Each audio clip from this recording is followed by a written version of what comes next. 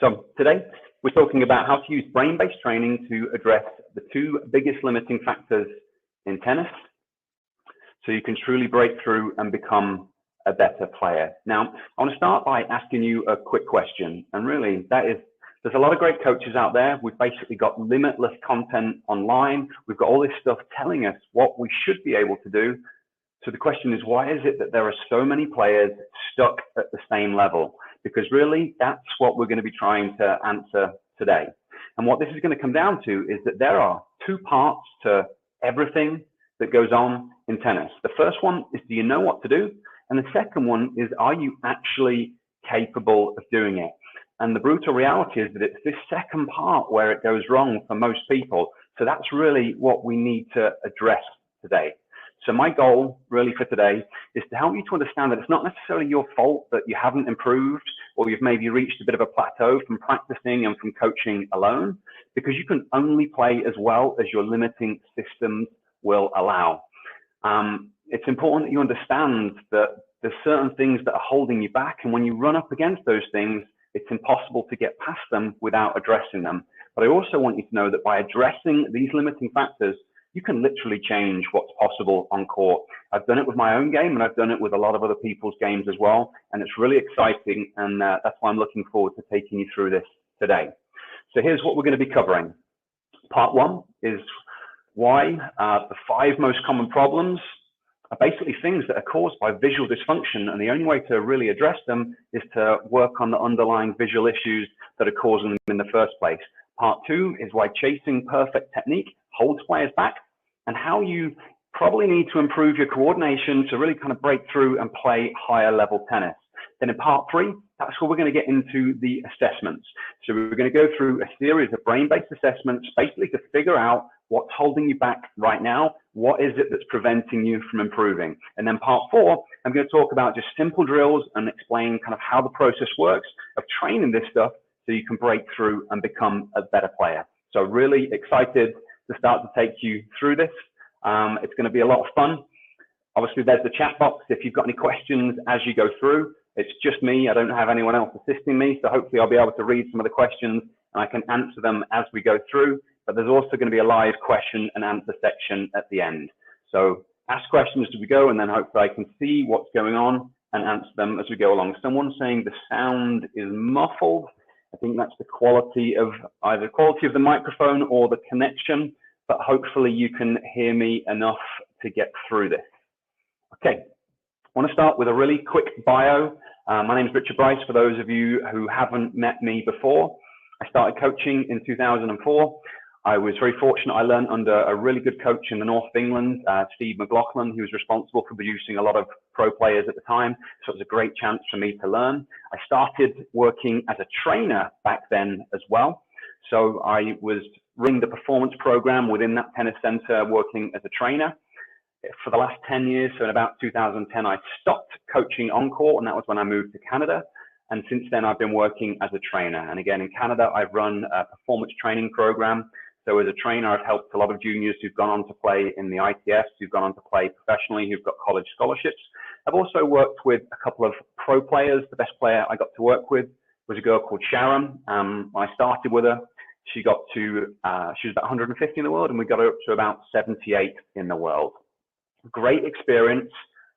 But honestly, what I'm going to be talking about today isn't necessarily the stuff that I've done professionally, because working with professional tennis players and these phenomenal young athletes is easy. You give them something to do and they can do it. And that was not my experience in tennis. I started playing tennis when I was 8. This is me over here in that red circle, looking particularly grumpy. The lady in the middle, Mary Hawkes, she was my coach. She's my mentor. We weren't a very affluent place. We had 3 courts.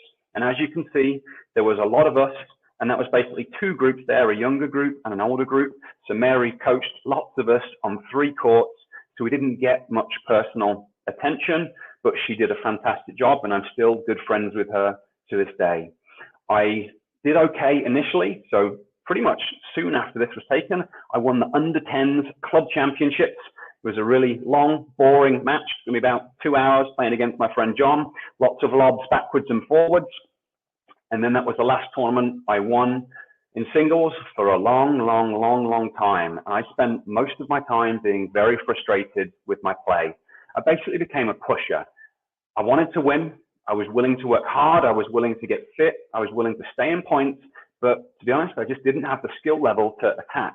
And I always blamed lack of coaching. I blamed the fact that we didn't have much money, that I didn't have private lessons, because a lot of the other kids in the group, like in the county squad, they had private lessons. So I used that as my excuse. I'm like, oh, I couldn't afford this. That's why I'm not any good at tennis, or not as good as I want to be at tennis. But then in 2005, I realized that wasn't the case. What changed at this point was I had trained to become a coach. So I'd gone through the LTA program in England. So obviously you learn more about tennis and coaching as you go through that program. And then within my first job, I was coaching at this big tennis center in the north of England. And the cool thing about being a tennis coach is you get to hang around with the tennis coaches. So I became friends with some great coaches, great players. Through 2004, 2005, I was basically coaching for one of my friends, Sam Armitage, who used to be one of the top players in the UK. And I was on court with her for 4-5 hours a week. So basically every day for an hour. And she helped me. And I improved a lot in that time. I definitely became a better player, but it didn't get me to where I wanted to be. I still ran up against the same wall. And that wall was that I didn't have good enough timing. So what I'd done when I was working with Sam, I'd kind of improved my spacing. I'd improved different things, but I just dropped further back behind the baseline. And the other thing that I'd done in that time is that was kind of when YouTube evolved or came about. So I got a chance to watch slow motion videos. So between working with Sam and watching a whole bunch of Federer slow motion videos, I'd improved a lot, but I still didn't have the attacking game style that I'd always wanted, until something changed it all. And really what I'm going to be talking about today is the stuff that changed it for me. I got in a mountain bike crash in about 2015. So this was when I was 35 years old. It was a bad accident. I got a concussion. I separated my collarbone on my right shoulder, and it was kind of one of the worst things that has ever happened to me, and one of the best things. I was in a lot of pain after that. I wasn't able to play tennis for over 6 months, and I went down to see a guy called Dr. Cobb, who's an amazing doctor in Arizona, to learn about neuro rehab and basically try and get out of pain so I could get back playing tennis. And within a short period of time working with Dr. Cobb, implementing vision training, working on my coordination, working on different brain training exercises, I was able to get back on court. So I got rid of my pain very quickly. But when I got back on court, I was hitting the ball cleanly. I was hitting the ball probably the best I've ever hit it in my life, which is kind of nuts considering that I hadn't played for 6 months. And the reason I hadn't played for 6 months was because I'd separated my collarbone. So I entered the tournament. The first time I entered was the senior provincial over 35s, and I won it. And this was the first tournament I'd won since I was literally 10 years old. I'd done okay in doubles, but I'd never been as good as I wanted to at singles. I've just started this vision training, and now things are starting to change for me.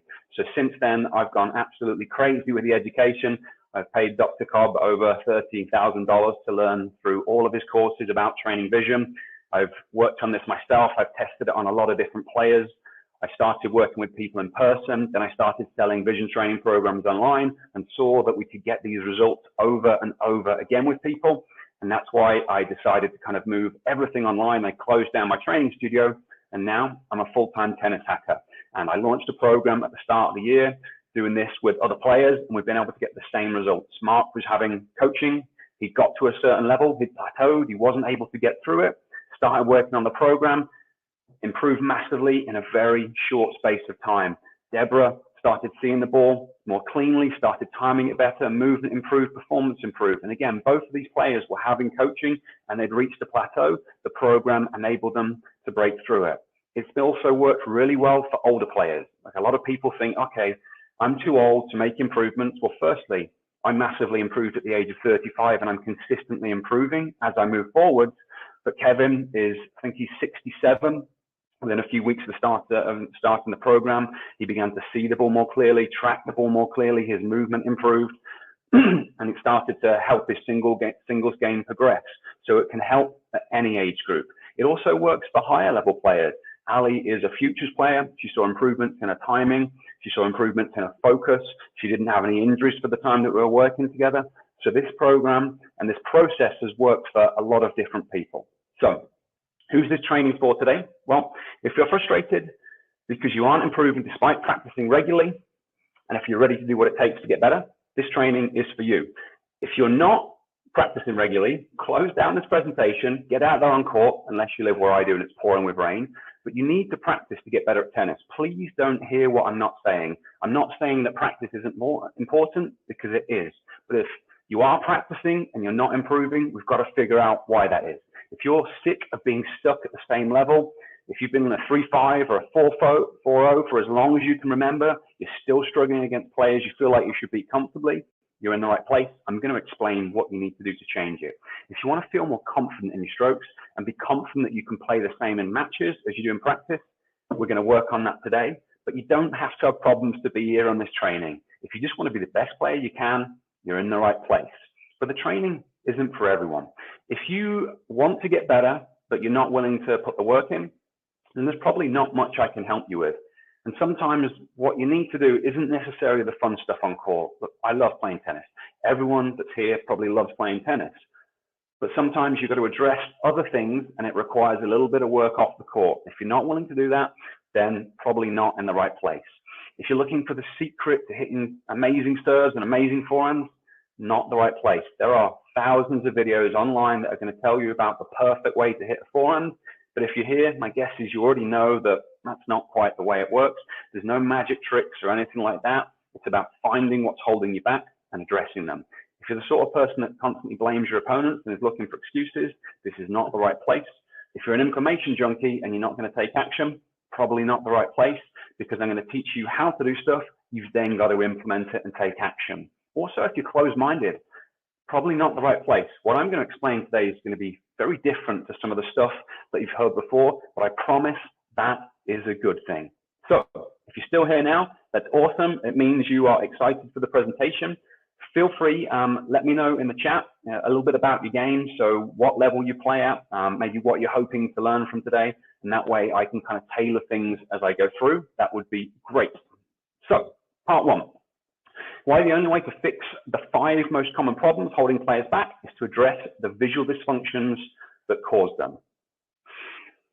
Something that's really important to understand is that vision isn't just a number. A lot of people think that they've got perfect vision because they go to the eye doctors and they don't get given glasses. But vision is a lot more than just one number. We've got multiple different visual skills. We need all of those skills to be working well on court. And when I assess tennis players, I've never assessed a tennis player where we couldn't find some pretty obvious visual deficits. So if you're sitting there thinking, oh, my vision's perfect, I mean, it might be, but you're going to be the exception to the rule, because every single player that I've assessed, we were able to find something and work on it. So problem number 1, late preparation. Are you the sort of person that prepares late for your shot? If you are, my guess is that it's not that you don't know that you should prepare early. Everyone knows that they should prepare early. Any video you watch that tells you to prepare early. Every coach you go and see, they tell you to prepare early. The problem is, if your visual system isn't capable of recognizing where the ball's going fast enough, if you can't judge the speed, the spin, the trajectory, it's really hard to prepare quickly. And this is why you see players that have been playing for a long time and they're still not preparing, not taking their racket back, not moving into position until the ball's basically upon them. It's not because they don't know what they're supposed to do. It's because they can't do it. So in order to address this, you've got to improve how your visual system's functioning, so then you can recognize where the ball is sooner, and that's going to help you to prepare more quickly. The second biggest problem, or the next problem, because we're going through in the sequence, is poor spacing, getting jams, basically not setting up in the right position. And again, this is going to come down to how the visual system is functioning. You need to have an optimal distance from the ball. If you get too close to the ball, it doesn't allow you to use optimal biomechanics. That throws people off because it means that they aren't able to efficiently use the kinetic chain to develop power, to develop spin. They start to arm the ball, and that's when the error rate goes up. So you need to have the right spacing. People can be too far away as well, but normally it's being too close. Now, obviously, you can practice this with a coach. They can drop feed you, or they can feed you in a certain position. And when that's going on, it's normally fairly easy to kind of compensate and to deal with it because you know where the ball's going. So a lot of players find that they're okay during lessons, they're okay when they're having simple feeds, but then when they get into a match, it all starts to go wrong. And that's the same with poor timing. And really, timing is the key, the first key to high-level tennis. If you want to be able to hit with power and spin and consistency, so to get all those three things, you need to have good timing. If you can't consistently meet the ball in the right place, you can't use the full kinetic chain, that's when you have to start forcing it. And there's something called the speed accuracy trade-off. As humans, the faster we try and do something, the more likely we are to have a mistake, to make an error. So you need to have good timing. You need to meet the ball out in front. That way you can use your hips, use your torso, use the full kinetic chain to produce the racket head speed. So you're basically using less effort to achieve the racket head speed. And that way you can hit with power and consistency. To do that, it's all about timing. And the hard part about timing is that every shot you hit is different. There is no perfect timing. Depending on your forehand grip, it's going to mean a different thing. Depending on the height of the shot, forehand, backhand, the timing is different on every shot. And if you can't accurately judge distance, you can't accurately judge depth, it's impossible to start the swing at the right time on a consistent basis. Same thing that I've just said with spacing. When you drop feed yourself, of course, it's easy. You know where the ball is. If the coach feeds it on the same spot, easy. Your brain can deal with that. But when you start playing a point, when you start playing a match, you've got all this other stuff to think about. Your brain can't compensate for those visual dysfunctions. The only way to really address this is to get the visual system working better, improve spatial awareness, improve depth judgment, so you can predict where the ball's going, so you can start the swing at the correct time. The next most common problem is going to be not watching the ball onto the strings. Like, we have all seen the pictures of Dominic Thiem and Andy Murray looking down the court, hitting amazing forehands, but that is not what you should go for. We've got to be thinking Daniil Medvedev, we've got to think Roger Federer. The way our brains work, the way our bodies work, our visual system is our dominant system. If we want to do something accurately, we've got to have our eyes lined up with that contact point when we make contact with it. If you lift your head, if you don't watch the ball onto your strings, you are more likely to miss the shot. That's going to come down to how well your eye tracking is working. How are your eye movements? Can you actually track the ball moving in specific directions? And we'll talk more about how all this works later on, because you can have problems tracking the ball one way, but not another way, but it comes down to the visual system. If you want to be more consistent, you've got to watch the ball onto your strings. If you want to watch it onto your strings, you've got to be capable of watching the ball onto your strings. And then the final thing is going to be losing focus. Now, you wouldn't necessarily think this is about the visual system, but it is. Our visual system is the dominant system. And again, this goes a bit deep, but the parts of the brain that deal with vision and create eye movements are actually the same part of the brain that deal with attentional focus. So if you're the sort of person that gets on court and you're kind of looking at what's happening on the next court over and you're very distractible visually, or when the ball comes across, you notice everything that's going on and you can't stay laser focused, a lot of the time you need to address your visual system to get that working better as well. So how many of those things affect you? I know when I was younger, or before I started the vision training, I dealt with most of those for most of my life, and it was a big part of the reason that I couldn't improve. But how many are affecting you? And what would it do for your game if you had faster reactions? If you had better positioning for your shots, better timing, better ball tracking, more focus? Think for a moment what this would actually do in terms of your level of performance. Well, here's the good news. You can train all of the visual skills that you need on court. When I started vision training, I had 40/20 vision. So depending whether you know what that means, the way those numbers work, 20/20 vision isn't perfect. 20/20 just means you can see from 20 feet what a normal average person without problems can see from 20 feet. Well, I was half of that. So what that meant for me on court, I haven't really played Roger Federer. This is a mock example for full disclosure. But what that meant for me on court is I wasn't seeing the ball until late. Now, when I was younger, I had great reactions. But as I got older, my reactions started to slow down. My preparation wasn't as good. This was the reason why. I just wasn't seeing the ball clearly enough when it was far away. And this is the sort of thing you see from a lot of players. Within a month of starting vision training, I was able to get down to 20/20. So I was able to get back to normal vision. And what that meant was that I could see the ball more easily, more quickly, respond faster. I was very fortunate though, I was able to get my vision down to 13/20. So like I said, people think 20/20 is perfect. It's not. I was able to get past that. I am lucky. Not everyone can do that. Again, please don't hear what I'm not saying. I'm not trying to claim everyone can have perfect vision and can see 20/13, just like not everyone can play professional tennis. There are physical limitations, the shape of your eyeballs and different things. But what I found is every single person I've worked with this stuff on has been able to make improvements in their visual resolution as measurable by these charts. And I've done this stuff in group settings before. I remember doing a workshop for one of the local university softball teams, and there was a team of, I think it was 16 players.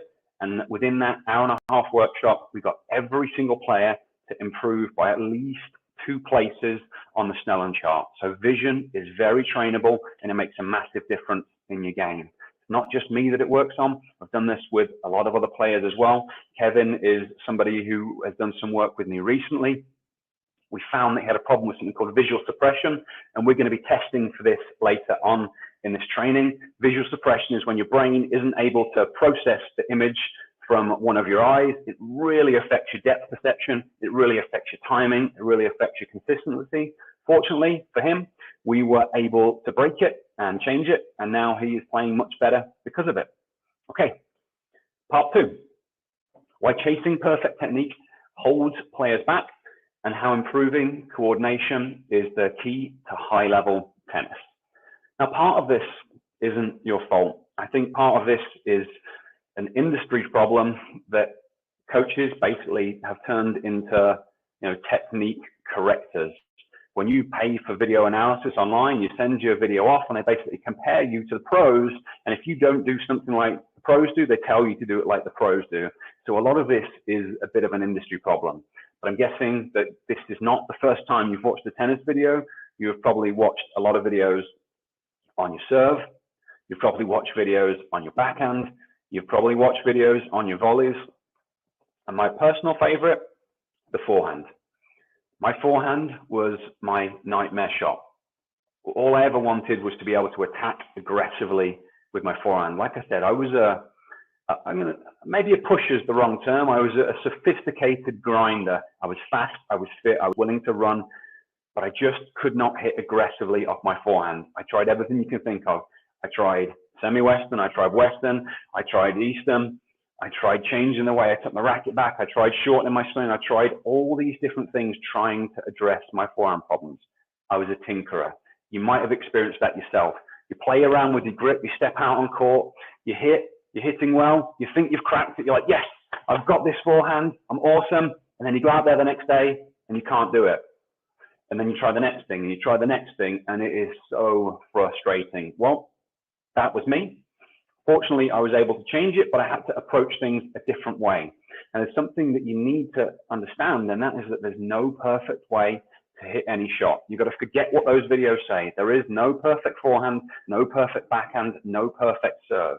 It's about finding what works for you. If you want to think about the forehand, you look at the way that Federer hits it. That's the model of perfect.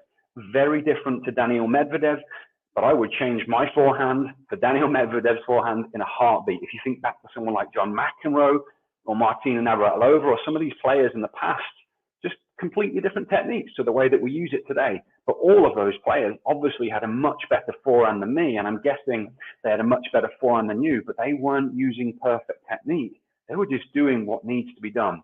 And I don't know whether you've ever seen Shea Suwei play. That's the lady at the front. She's phenomenal. She got to the quarterfinals of the singles in Australia this year. She's been a real top doubles player for a while. Her technique is very unconventional, two-handed both sides. She just takes it back. She does all this crazy stuff, but just unbelievable control. Because what it comes down to is, can you control the angle of your racket face at the moment of contact? So I have talked a lot about vision, and vision is the biggest limiting factor because everything that you do is based on your visual system.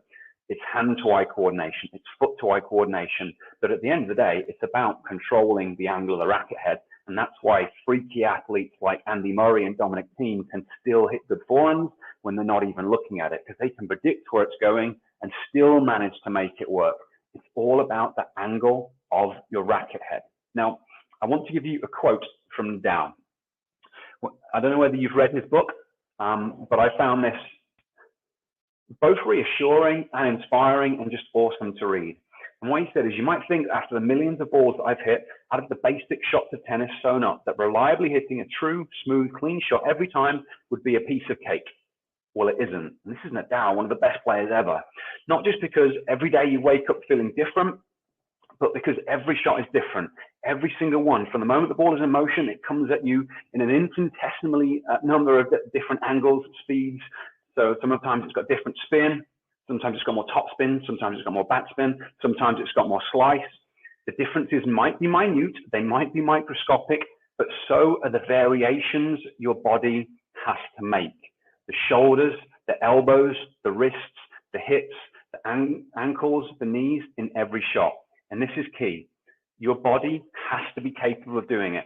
I talk over and over again about how important vision is, but so is coordination. And when I first started kind of taking this stuff and putting it online, I was only training players' vision. But then what I started to find was that, oh my, people's coordination was much worse than I had predicted. When you assess tennis players' vision, you see a lot of stuff. But I think the movement issues are actually worse than the visual issues. It's kind of crazy when you watch how little control people have over their body. So what it's really important for you to wrap your head around is, if you don't have the ability to control your body standing in the middle of a room, and we're going to do some movement assessments in a moment, you don't suddenly step out on the tennis court and have amazing coordination and you can control a high forehand and a low forehand and a backhand and your volleys. That's not the way it works. You have to have the coordination first, because the ball's in a different place every single time. You know, it takes a gust of wind or there's a bad bounce. You have to have the ability to react to it. And these are the reasons that players aren't able to play at the level they want, because they just don't have the level of coordination. The difference in the movement quality when you work with higher level and lower level tennis players is insane. So we're going to start to look at that today, and there is more good news. You can train it, and it's pretty simple once you know how. Matthew started the program, or my program, when he was on lockdown, so he wasn't even playing tennis. But when he stepped back on court, he noticed things that were better. He was able to deal with wide balls better. He was picking up half volleys better. And that was without playing tennis for months while he was in lockdown. So that's why what we're going to do is start to figure out what is going on in your body right now. So we're going to do a series of brain-based assessments to figure out what is limiting you on court and what you need to do to improve as quickly as possible. Now, before we get into the assessments, it is really important that you have a mindset of a detective. There's two ways to look at the stuff that we're about to do. You can look at it and we can do a vision exercise and you can go, yeah, no, I'm fine. Or you can look and go, okay, how is this working? Am I able to do this? Am I not able to do this? And if we can find small things in these areas, these can lead to massive results on court. So as we go through these assessments, try and be a detective, try and kind of understand it for what it is. And the way this works, everything in your body is controlled by your brain. So we're going to do some vision assessments, some coordination assessments, and we're going to do an integration assessment for vision, balance, and coordination. Understand them for what they are. So when we're assessing vision, we're assessing the parts of the brain that create and control that skill.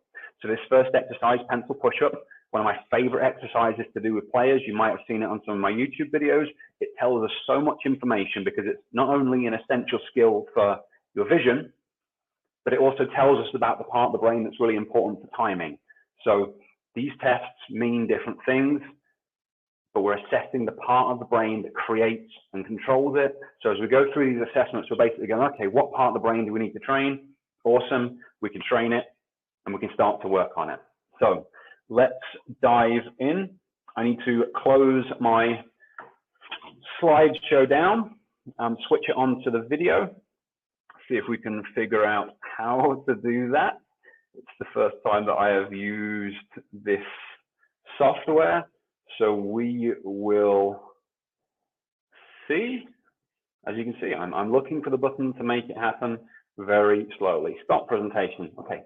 So hopefully you can all see me now. Just let me know. Leave me a comment in the chat. You can see just me. You can't see the slides, hopefully. Okay. So you should all have got an email. Hopefully you've got the things with you. Has everyone got a pen? Let me know in the chat. Have you got a pen?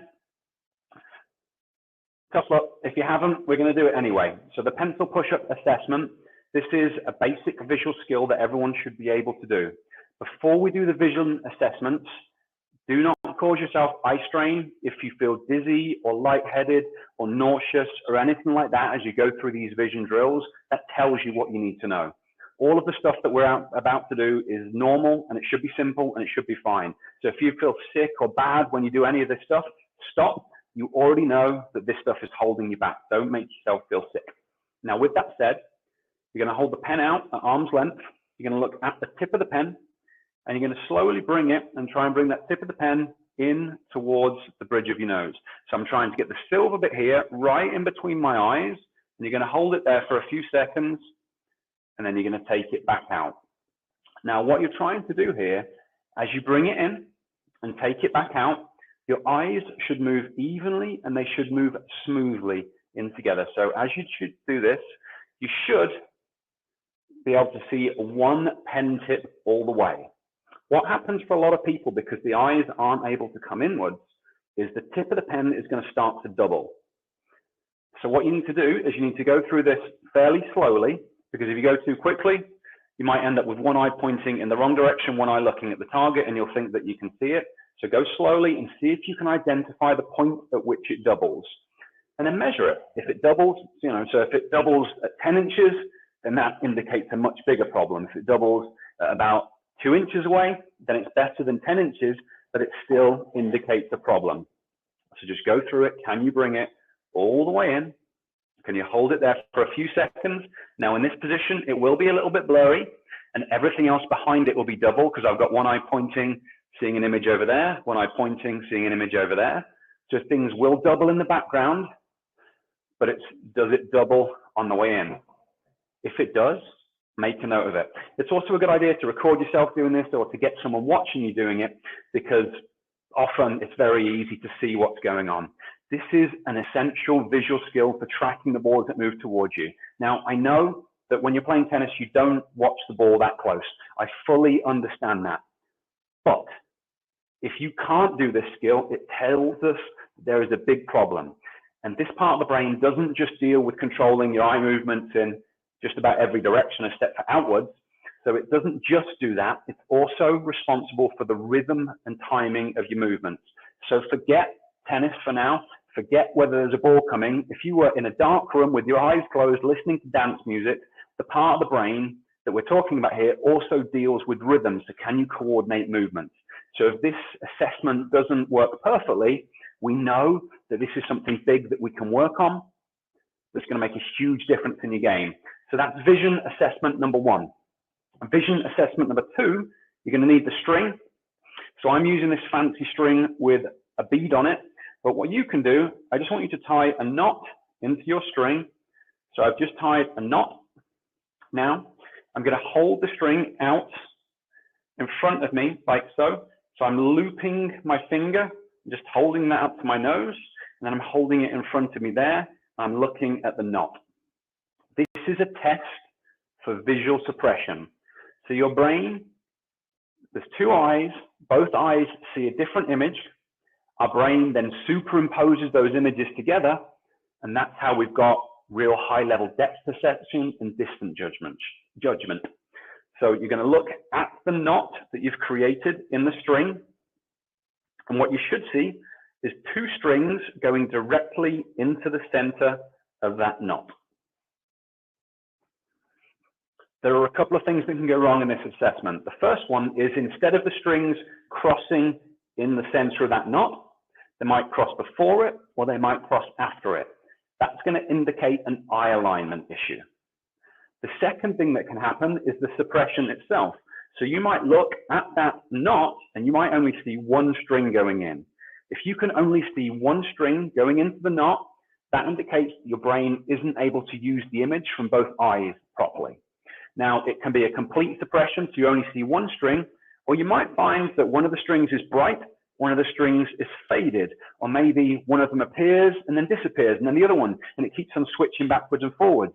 You might also find that part of the string is clear and then part of it disappears. So any of those things other than two strings going directly into that knot that you can see clearly, any of those things indicate something called visual suppression. Think about it as brain confusion. But what you need to know here is that if this is going on, this is going to be majorly, and I mean majorly, affecting your timing on court, and it's going to cause huge problems in terms of consistency. So that's assessment number 2, visual suppression. For assessment number 3, and again, has anyone got any questions as we go through this? I'm not seeing any questions in the chat. So hopefully that means that everyone is getting through them perfectly and there's no problems. For assessment number 3, this is where you need that multi-size font chart that you downloaded. So for the multi-size font chart, I've kind of got mine on a card instead of, so hopefully you can see that. The lighting's not very good. Fold it up, and I want you to hold it out at arm's length. And at arm's length, I want you to look and try and find the smallest letter that you can read. So once you've found the smallest letter you can read at arm's length, so what letter can I read clearly? You're going to go up 2 places.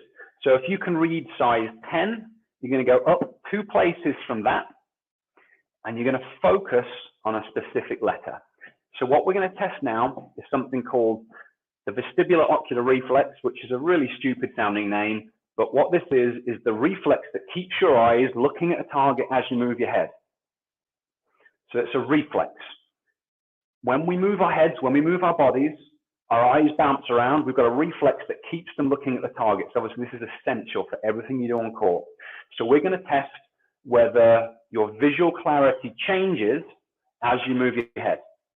So we're going to do this working in 8 different directions. Now, when you do this, make sure you don't get dizzy or nauseous. If you do stop, it tells you what you need to know. But you're going to hold your chart in front of you.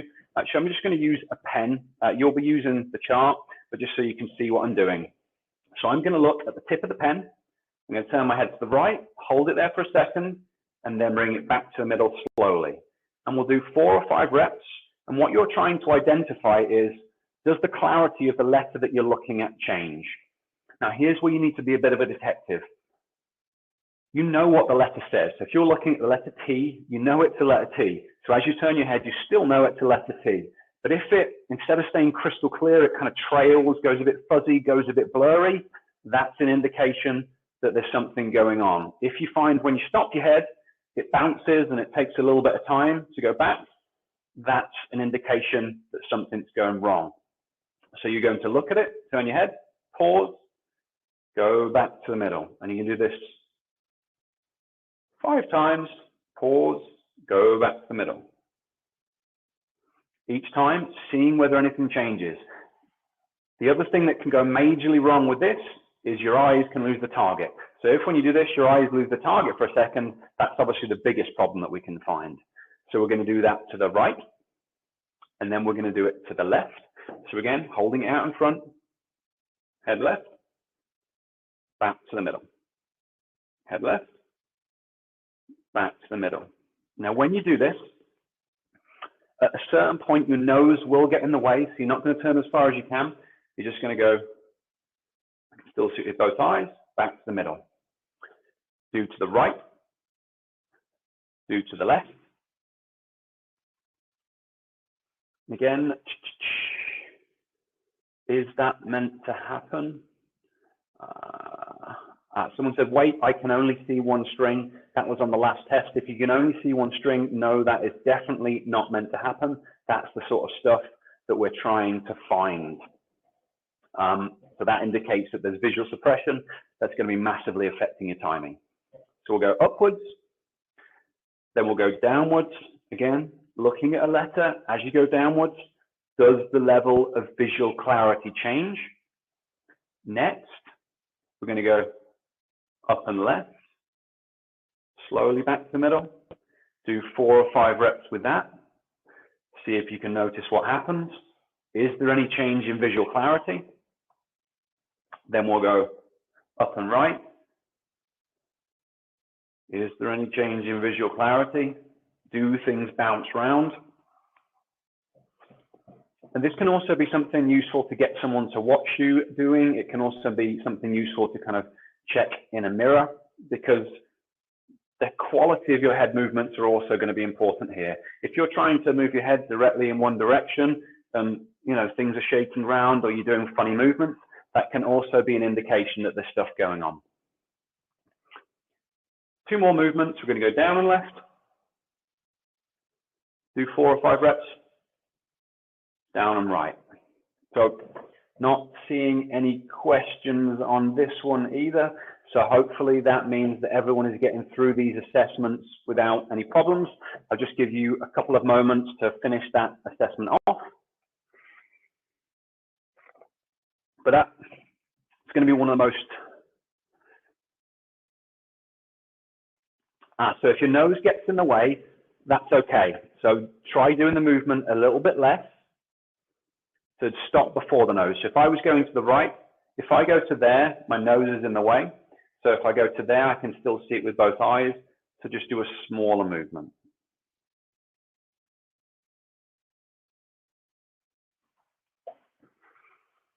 Nobody else having any problems with this one? Okay. Okay, so let's move on to the movement assessments. So we've done 3 vision assessments. All of those tell us a different thing. Someone saying using bifocals makes them fail every single test. Does that mean you can't play tennis? No, if you play tennis, you can obviously play tennis, but any visual issues that people are having are obviously going to create problems. Generally, it's preferable to play without glasses. Generally, it's preferable to play with contacts, but we won't go too deep into that now. We can do a question and answer on that at the end. But yes, there's a reason that you don't see any professional tennis players wearing glasses, because this sort of thing can create a bit of a problem. Okay, so we're going to move away from the vision assessments. I'm going to do some movement assessments. The first assessment we're going to do is something called hand wraps. So the reason that we're going to do this assessment, and when I'm assessing tennis players, if someone goes, right, I want to know an answer really quickly, I do the pencil push-up assessment and I do this assessment, because between these 2 assessments, it tells us so much information. Everything comes down to your ability to control your wrist, and the faster you can control your wrist at speed, the better you can get at tennis. So we're going to do like a standard neuro test. They would do this sort of thing if you go to like a neurologist, but we're going to use it for tennis. You're going to hold one hand in front of you, keeping the palm flat. And then you're going to have the other hand, and you're going to try and hit the front and back of your fingers on the palm of your hand. When you do this, you want to keep both elbows tucked into the side. So if when you do it, this sort of thing is happening, that's not what we want. So you want to keep both elbows tucked into your side, and you're going to see how fast you can go. You can do it for 5 seconds.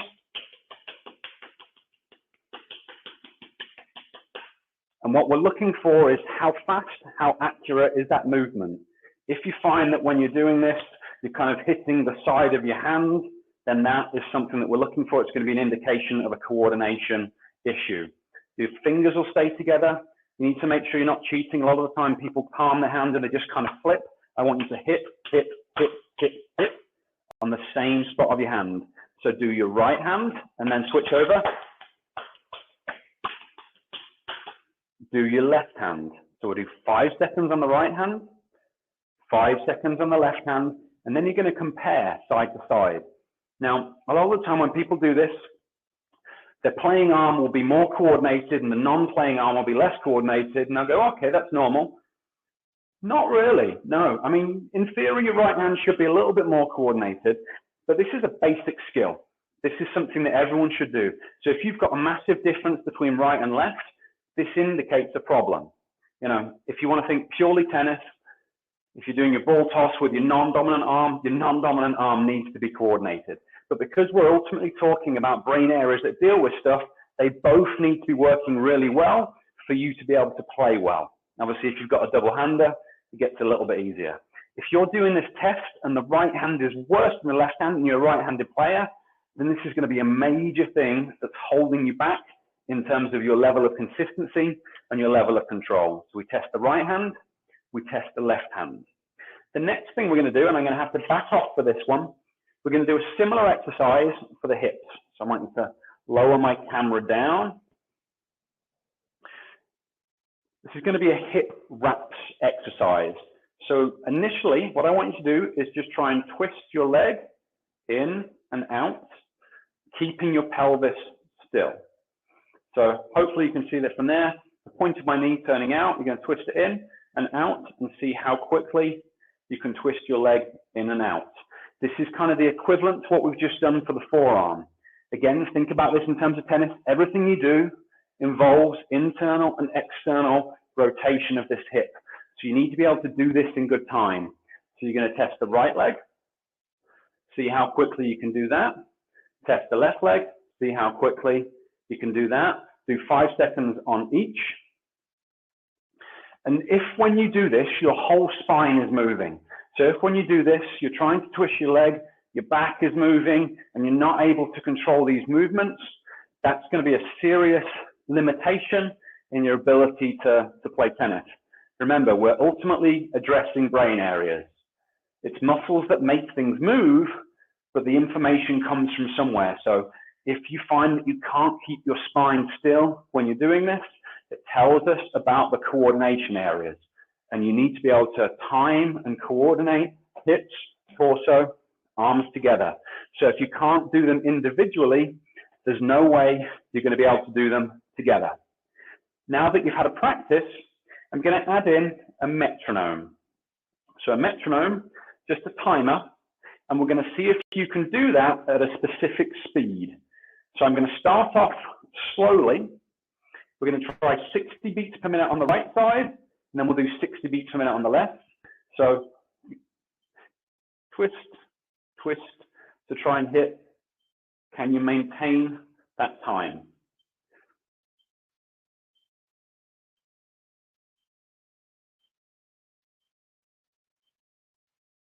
We're going to change over to the other side.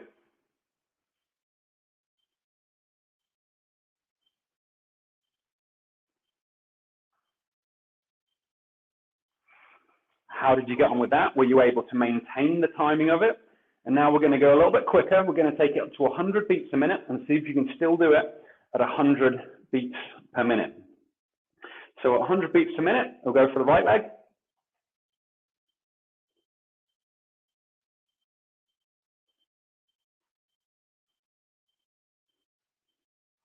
Change to the left leg, 100 beats a minute.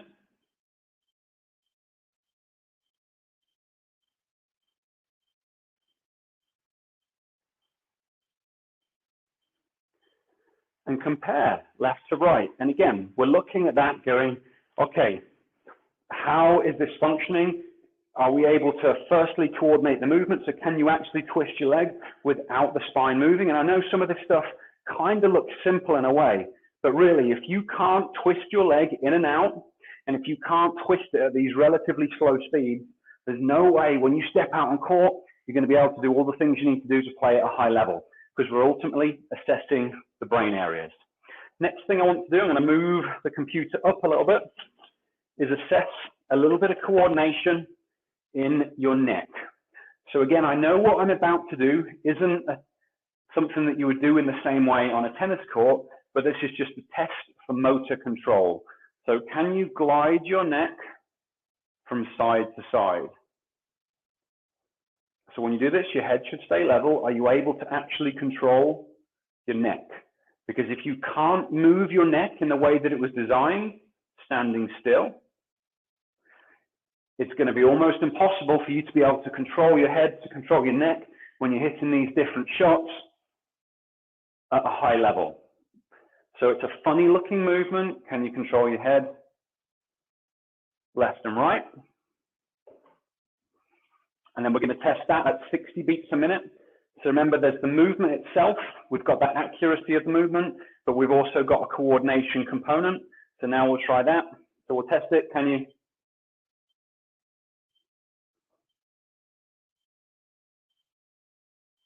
And when you do this, the whole of your body shouldn't be moving. If when you try and move your head, the whole spine is leaning and all strange things are going on, that's an indication that there's a problem.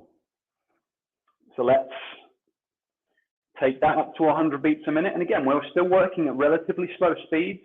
It's just so you can start to gauge where you are. So again, can you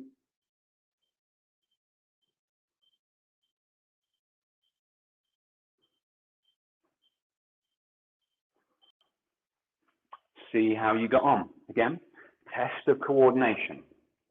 So we've looked, and we can do this for lots of different areas. We can test basically the coordination of any movement in the body in terms of accuracy of movement and in terms of the rhythm and the speed of movement, because they're both going to be important for everything you do on court. But what I'm choosing here are important areas. We need control of our wrists for obvious reasons. You need control of your hips for obvious reasons. You need control of your neck for obvious reasons. I want to do one final one. This one might be a little bit trickier to see on camera.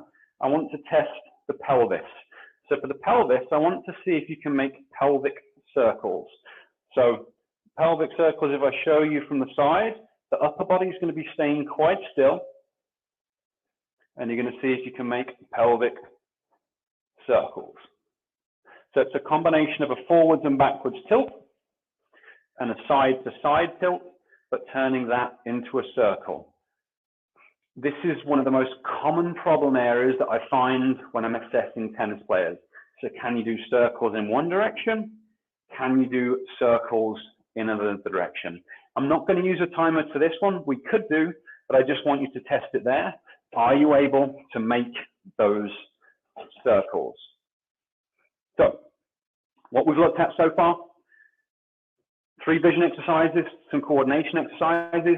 Now I want to do an integration exercise for your balance system, for your visual system, for your coordination system. This is one of my favorite assessments to do to help people identify why they've got consistency problems. So if you're somebody that really struggles with serves, if you're someone that struggles with high volleys and dealing with high balls, this is one of my favorite assessments to figure out why that is. So the way that we're going to do this, you're going to test your balance initially. So I'm going to have to back right off. It's amazing how small a big room is when you're trying to fit stuff on camera.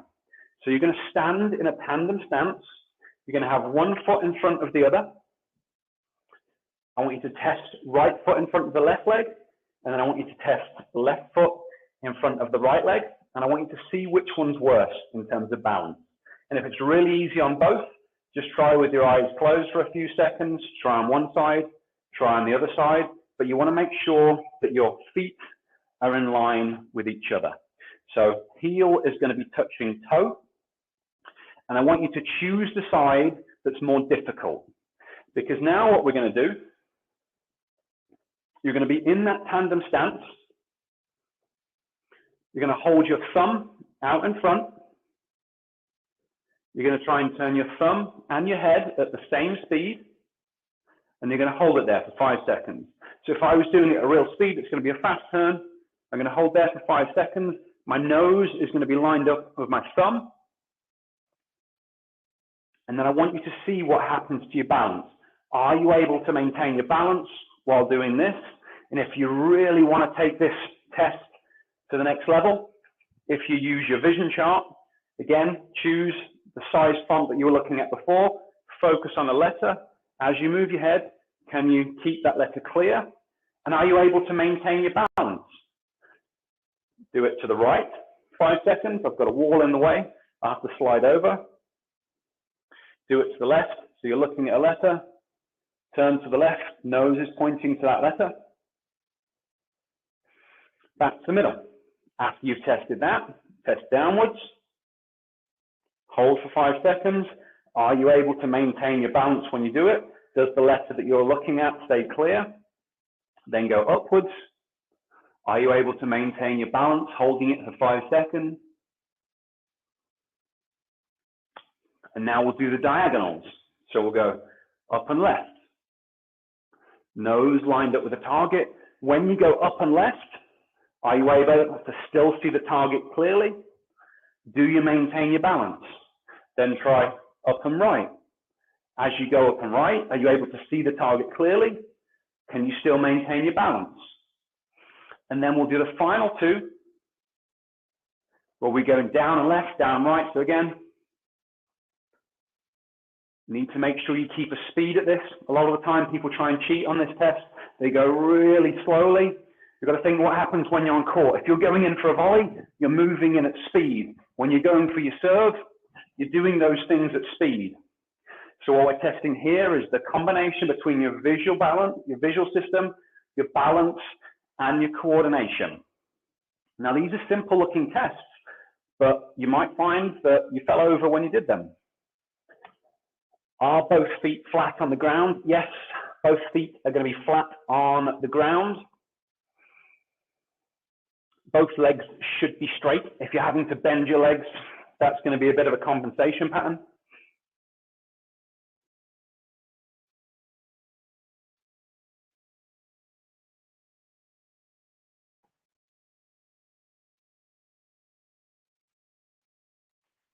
Okay, but go through those 8 different directions and try and identify if any of them are a problem.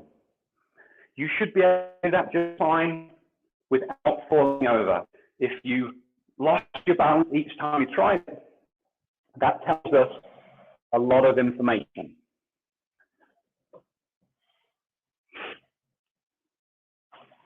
Okay, let's jump back into the slides. So how did you get on with them?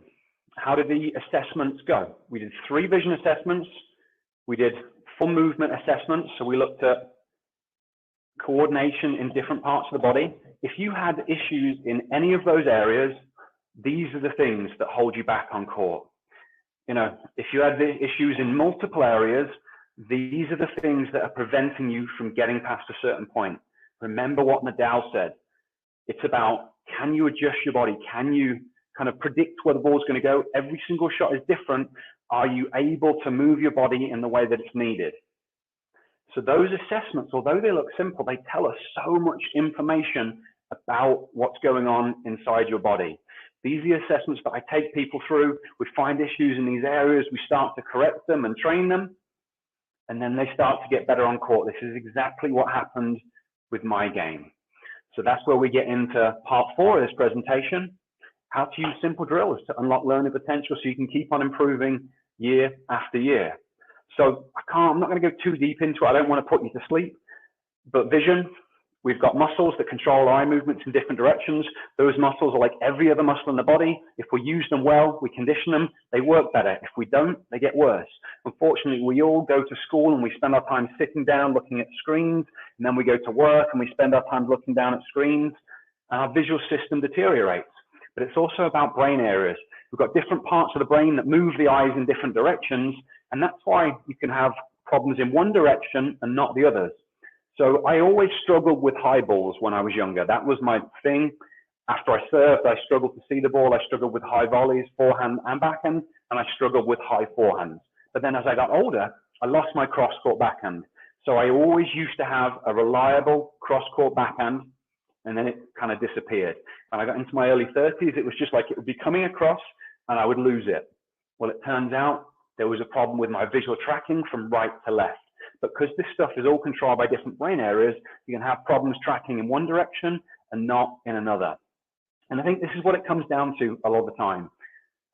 Something that players commonly say to me and they ask me about is, okay, you know, my dominant eye is my right eye, so that means that I can't do this. Well, my dominant eye is my left eye, so that means that I can't do this. Because there are people out there, and I've seen one, you know, pretty famous coach say, okay, it's about eye dominance. Federer does what he does because of his dominant eye. Forget about that stuff. When I assess these players, we always find that there's other stuff going on. You've got to understand that every greatest player that ever played the game had an eye dominance. You can't change your eye dominance. It's kind of like going, oh, okay, well, you know, I'm not tall, or I'm not this, or I'm not that. That's going to stop me doing it. Well, Diego Schwartzman is much shorter than me, and I know who would win if we were to step on a tennis court. So when it comes to the visual stuff, you can improve every single visual skill, except for eye dominance. So you want to focus on the stuff that you can improve. The good news is it's very possible. We can also train and work on coordination. There's a part of the brain that creates movement. It sends information via nerves, tells the muscles what to do. So we've basically just tested it. And if you look at this funny looking diagram over here, there's a picture of a thumb, there's a picture of a tongue. We've basically got a different part of the brain for all this stuff. So that means part of the brain or different parts of the brain do different things. We've also got coordination. So we've got part of the brain that creates movement, part of the brain that coordinates movement.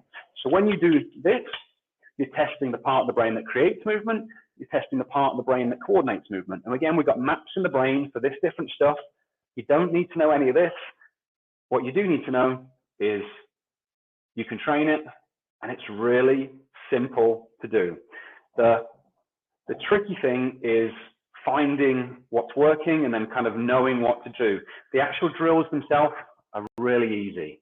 You just have to do them on a consistent basis, and it starts to upgrade different parts of the brain. You become more coordinated, and things start to improve.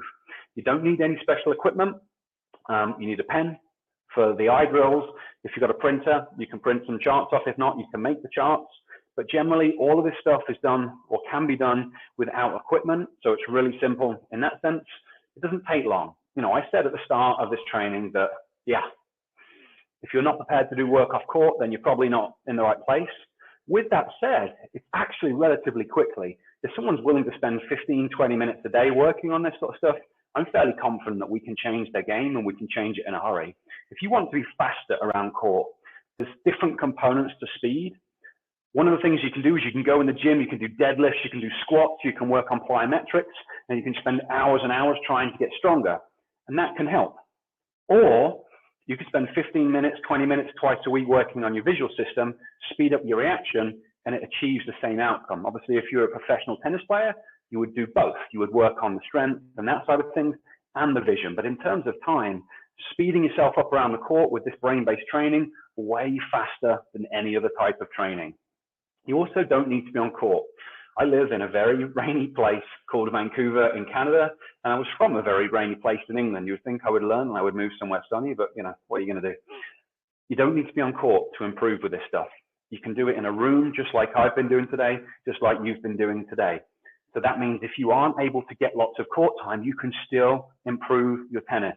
And I do this every year. I disappear for a few months in the winter, and I arrive the next year a better player than before. All the players that were playing indoors the whole winter, they're members of fancy clubs, and there's nothing wrong with being a member of a fancy club, but they're a member of these clubs, and they stay exactly the same because they're just playing and they're practicing and they're working within the limitations. Whereas I go away, I upgrade my visual system, I upgrade my coordination system, and I've been doing this for the last since 2015, so for the last 6 years, and I've just improved consistently every single year. You don't need a court. Obviously, if you can practice and work on this stuff, better still, but you don't necessarily need it. So, what we've covered so far. Part one, why the only way to fix the 5 most common problems holding players back is to address the visual dysfunctions that cause them. Visual system, most dominant system, biggest limiting factor in tennis. We've talked about there not being a perfect technique, that it's all about being able to control your body, having the coordination. And then we've gone through a series of assessments, funny looking assessments, but very revealing. My guess is that within those assessments, you found more than one issue. There would have been more than one visual issue. Often the balance is a problem for a lot of people. Often the coordination is a problem for a lot of people. These are the things that are holding you back on court. And we've also talked about simple ways to train them, because it really is simple. If you know that your shoulder isn't coordinated, you work on coordination for your shoulder. If there's a specific visual skill you can't do, you practice it, you improve it, you make things better. So let me ask you a question. Have you learned something today? Have you found what we've talked about useful? Because if you have, you've got a couple of options. You can go away and you can try this stuff. I have got some free things online that you might be able to piece together, and you're more than welcome to go and try them and see if you can really address what's going on and make a difference. Or the other option is you can let me help you with this stuff. What about if I kind of walk you through it, mentor you, teach you all the stuff that I've done myself and that I've done with my pupils, and help you that way? And if that sounds interesting to you, just going to spend a couple of moments explaining how I work with players. I work with players via an online program called the Neuro Tennis System. It's a revolutionary program because there are not any other programs out there that use applied neuroscience. So I was very recently on the phone with one of the much bigger YouTube channels, one of the most popular YouTube channels out there, and we were having a conversation because he was very interested in this program because he has he's got hundreds of thousands of people that have gone through his stuff, and he said, it's good, but what if people can't improve? And that's what it's about. So that's why this program is a little bit different, because it basically gives you the tools that you need to figure out why things aren't improving and then to change them and literally become a better player. I start with an induction call. So I take you through some of the assessments like we did today and a few more so we can really kind of dive in deeper and figure out why things aren't improving. That way we can put together a program for you. And then you get lifetime access to the members area. There's a private Facebook support group where you can upload videos and I can analyze different things. So analyze continued assessments, analyze your strokes. And then the moment when you sign up, you get lifetime access to the weekly coaching calls. So we do 2 coaching calls a week. I've launched this program in January. We're starting to get more and more people going through it. As more and more people going through it, eventually I'm going to have to remove this so I can still give people the feedback they need. But if people start the program at the moment, you get lifetime access to the group coaching calls. So the next step, if you're interested, is to apply for a free strategy call. I know that this program can help everyone. This is how you make someone more able. But at the same time, I also know that the program isn't for everyone. So I don't necessarily invite everyone into the program that I jump on the phone with. I would say I invite half the people, maybe less than half the people. So I think I've only invited one person into the program. Actually, that was someone that I spoke to this morning today. I felt he was a great fit for the program. Everyone else that I've spoken to this week, I didn't invite. So it is an application process. It's not a long application process, but I do want to know whether you're serious about your game, and I see whether your goals align with what I think is possible, because although you can really transform people's ability, if you're a 3-5 player at the moment, you don't suddenly become an open level player and you're not entering ATP tournaments in 2 months' time. That's not how it works. So I need to make sure that you understand the process and you're a good fit, because I'm building a community of people that really kind of want to work to get better. But there should be an offer button that's opened up. And if you click on that, it's going to allow you to take this quick survey. You fill out that quick survey and it's going to give you access to book an appointment with me. On the strategy call, we're going to dive in deeper to the stuff that you've kind of told me about in the application. And then we're going to see whether things are a good fit to work together. I have opened up time in my calendar over the next few days. So depending when you watch this, if you weren't able to make it live today, I'll send out the replay to people. If you're watching on the replay and there's no appointments left, then unfortunately that's because they're gone. So we can only take so many people into the program in one go, because I have to spend time with people each week. So at the moment, I think there's a few spots left. So you can either click that button or you can head over to tennishacker.net/apply and kind of answer things that way. This call is for you. If you understand that if you keep doing the same thing, you're going to basically get the same result, then this call is for you, because you're obviously ready to make some changes. If you're tired of practicing and working again but not really seeing any improvement, then this call is for you. I'd love to chat, see if I can help. If you've had enough of struggling against players that you feel like you should beat comfortably, then I would love to talk to see if I can help you. And if you're committed to doing everything you can to become a better player, then again, I would love to chat to you to see if I can help. Now, the most common question that I get asked is, will it work for you? And the answer is yes. We're going to improve your ability. If you put the work in on this, you're going to get better. You're going to notice within a couple of weeks that you start to see the ball more clearly. Brad is a seniors player. He bought this program before kind of a national championship. He hadn't played because of the lockdown in a long, long time. Played the tournament, did great, and he attributes a lot of that to the visual program, the vision side of things. But he was also discussing surgery with his surgeon because he's got a problem with his shoulder. We've been able to get rid of the shoulder pain, and now he's back playing tournaments without pain. So people work at these programs, they get better results. I think we've already looked at Kevin, we looked at Ali. but people see improvements if they work at this stuff. Steve, another seniors player, again, a lot of people think, okay, I'm too old to make improvements, but that's not the case. Steve is nearly 70. We improved his vision. We improved his timing. We helped him get rid of his knee pain. He's also started to use this with his students because he's a tennis coach, and he's found that these vision drills work with them as well. So the question really isn't if it will work for you, it's if you'll work for it. If you work on the program as it's laid out, you will get results. It's not a one and done thing. It's not a, okay, yeah, I do this, and then I'm a little bit better. I've been doing it for 6 years, and I've been continually improving for 6 years. You know, I'm still not playing professional tennis, unfortunately, but I'm much better than I was 6 years ago. And people that used to destroy me, now I'm either beating them or I'm very close. And that's really what this is all about. So if anybody has got any questions, we will answer those now. Someone said if we've got issues with each test, honestly, so lots of improvements. Yeah, absolutely. You know, I think you'll have probably seen that when I went through those, I clearly wasn't perfect. I'm improving on a regular basis, but I'm still not Roger Federer as much as I think I am when I go to bed at night. So I used to be terrible at those assessments. Now I've still got some things to work on. So if you've got lots of things that aren't working, that's very common. If you work on them, it's going to start to make a huge difference in terms of your performance on court. Any other questions? One string faded, and that was an old question from before. Okay, so if there's no other questions, I see that there's 17 people still around.